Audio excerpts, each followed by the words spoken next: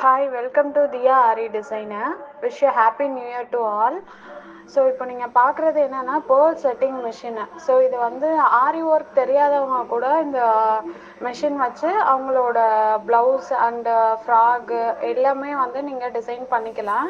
இந்த மிஷினில் வந்து 4mm 5mm 6mmலேருந்து 10mm வரைக்கும் நீங்கள் வந்து பீட்ஸை வந்து ஃபிக்ஸ் பண்ணிக்கலாம். இது வந்து இந்த பேர்ல் செட்டிங் மிஷின் வந்து ஃபெஸ்டிவல் ஆஃபர்னால 550க்கு நம்ம கொடுக்குறோம்.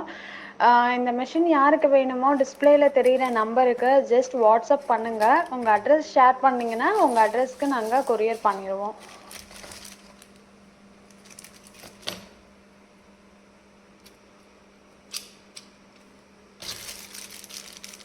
5mm சொன்னோம் இல்லையா, அதோட இதெல்லாம் இதில் இருக்கும். 4 செட்ஸ் இருக்கும், மொத்தம் 5 செட்ஸு. ஒரு இது வந்து மிஷினில் ஃபிட் ஆகிருக்கும், பேலன்ஸ் 4 இருக்குது. இது வந்து கோல்டன் பேர்ல்ஸு. ஸோ இதை எப்படி ஃபிட் பண்ணுறதுன்னு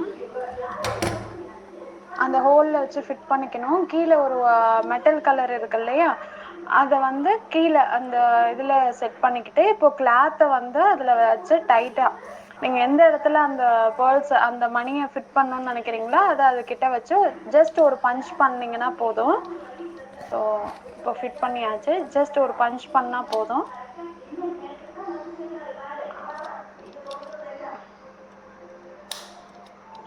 இப்போது ஃபிட் ஆகிடுச்சு பாருங்கள். பின்னாடி பாருங்கள், அந்த அளவுக்கு உங்களுக்கு லாக் ஆகிடுச்சு. நீங்கள் இதை வந்து ட்ரை வாஷ் கூட பண்ணாலும் இது போகாது.